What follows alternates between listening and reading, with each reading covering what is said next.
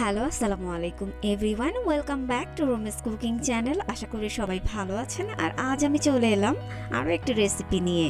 আর রেসিপিটি হচ্ছে শিং মাছের ঝোল। রেসিপিটি শুরু করার আগেই বলে নিতে চাই, আমার চ্যানেলের নিত্য নতুন সব রেসিপি পেতে আমার চ্যানেলে সাবস্ক্রাইব করুন এবং পাশে থাকা বেল আইকনটিতে প্রেস করে দিন, যাতে করে নতুন নতুন সব ভিডিও আপলোড করার সাথে সাথে আপনারা নোটিফিকেশন পেয়ে যান। তো চলুন কথা না বাড়িয়ে শুরু করছি আমাদের মূল রান্না। আমি এখানে শিং মাছ রান্না করার জন্য এখানে 200 গ্রাম শিং মাছ ধুয়ে একদম পরিষ্কার করে নিয়ে নিয়েছি, আপনারা দেখতে পাচ্ছেন। তো এখন আমি এখানে শিং মাছ রান্না করার জন্য নিয়ে নিয়েছি হাফ কাপ পেঁয়াজ কুচি, নিয়ে নিয়েছি বড় একটি টমেটো, সেটাকে কুচি করে নিয়ে নিয়েছি, এবং নিয়ে নিয়েছি আলু, নিয়ে নিয়েছি কাঁচামরিচ ও ধনেপাতা কুচি। এখন আমি চুলায় একটি হাঁড়ি নিয়ে নিয়েছি, আর তাতে আমি দিয়ে দিচ্ছি সরিষার তেল। যেহেতু আমি সরিষার তেলটা ব্যবহার করি, তাই আমি এখানে সরিষার তেলটাই নিয়ে নিয়েছি। দিয়ে দিচ্ছি পেঁয়াজ কুচি। পেঁয়াজ কুচি দিয়ে তেলে কিছুক্ষণ নেড়েচেড়ে ভেজে ব্রাউন কালার করে নিতে হবে। পেঁয়াজটাকে আমি নেড়েচেড়ে ভেজে নিচ্ছি। পেঁয়াজটা যখন ব্রাউন কালার হয়ে আসবে, তখন আমি এর মধ্যে দিয়ে দিচ্ছি একে একে সব মশলা। তো আমি এখানে দিয়ে দিচ্ছি হাফ চা চামচ আদা বাটা ও হাফ চা চামচ রসুন বাটা, দিয়ে দিচ্ছি হাফ চা চামচ ধনে গুঁড়ো, দিয়ে নেড়েচেড়ে মিশিয়ে নেওয়ার পর দিয়ে দিচ্ছি হাফ চা চামচ হলুদ গুঁড়ো এবং হাফ চা চামচ মরিচ গুঁড়ো। আবারও একটু নেড়েচেড়ে ভেজে নেব এবং সামান্য একটু পানি অ্যাড করে দিচ্ছি, যাতে করে মশলাটা ভালো মতো কষানো হয়। মশলা কষানোর জন্য আমি এখানে সামান্য একটু পানি অ্যাড করে দিলাম। তারপর আমি এখানে দিয়ে দিচ্ছি একটু হাফ চা চামচ জিরা গুঁড়ো, দিয়ে দিচ্ছি স্বাদ মতো লবণ। মশলাটা যখন কষে আসবে, কষে অর্থাৎ তেল বের হয়ে আসবে, তখন আমি এর মধ্যে দিয়ে দেব মাছগুলো। তো দেখুন তেল বের হয়ে এসেছে, এই পর্যায়ে মাছগুলো আমি দিয়ে দিচ্ছি। মাছগুলো মশলার সাথে দিয়ে ভালোভাবে মিশিয়ে কষিয়ে নিতে হবে।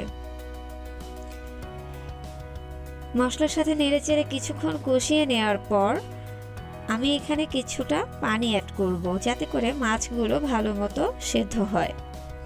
তো কিছুটা পানি দেওয়ার পর আমি আবার একটু নেড়েচেড়ে দিচ্ছি এবং অপেক্ষা করব পানিটা বলক যখন আসবে, পানিটা যখন শুকিয়ে আসবে, অর্থাৎ যখন তেল বের হয়ে আসবে, তখন মাছগুলো আমি একটি বাটিতে তুলে নেব।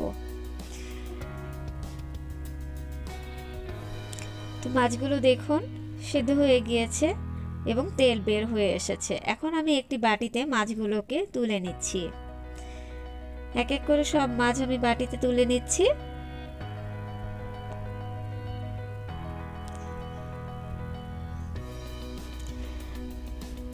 তো সবগুলো মাছ আমার বাটিতে তুলে নেওয়া হয়েছে। এখন আমি অবশিষ্ট মশলার মধ্যে আমি টুকরো করে রাখা আলুগুলোকে দিয়ে দিচ্ছি।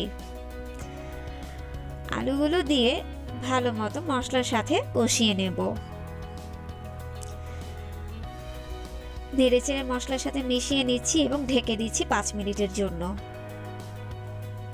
5 মিনিট পর ঢাকনা তুলে আবারও একটু আলুটাকে নেড়েচেড়ে দিতে হবে এবং আবারও ঢেকে দিচ্ছি 5 মিনিটের জন্য। মনে রাখতে হবে, যতক্ষণ আপনি তরকারি কষাবেন ততটাই মজা হবে তরকারি, তাই কষিয়ে নিচ্ছি। তারপর এখানে দিয়ে দিচ্ছি পানি, অর্থাৎ আমি এখন তরকারির জন্য যে ঝোলটা হবে সেই ঝোলের পানিটা আমি এখন অ্যাড করে দিব। সামান্য পানি দিয়ে দিচ্ছি, খুব বেশি দেয়া যাবে না, যাতে করে আলুটা একটু ডুবো ডুবো থাকে। তারপর আমি এখানে দিয়ে দিচ্ছি টুকরো করে রাখা টমেটো,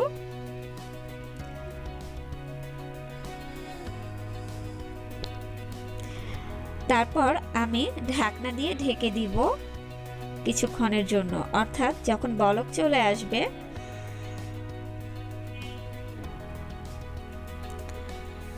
ঢাকনা দিয়ে ঢেকে দিচ্ছি। যখন বলক চলে এসেছে তখন ঢাকনা খুলে আমি এখানে দিয়ে দিচ্ছি মাছগুলো। তো কষিয়ে রাখা মাছগুলো আমি এখন এর মধ্যে ছেড়ে দিচ্ছি। মাছগুলোকে চেপে চেপে দিতে হবে যাতে করে মাছগুলো ভালো মতো তরকারির সাথে মেশে।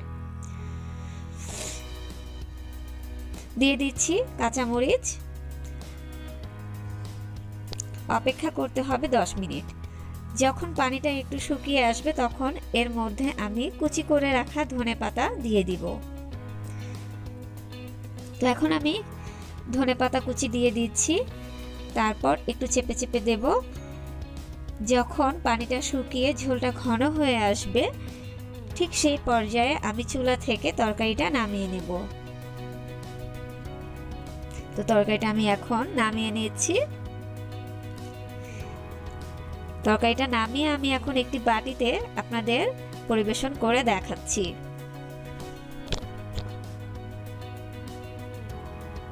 তো আমি একটি বাটিতে তুলে নিয়েছি, দেখুন দেখতে কেমন হয়েছে।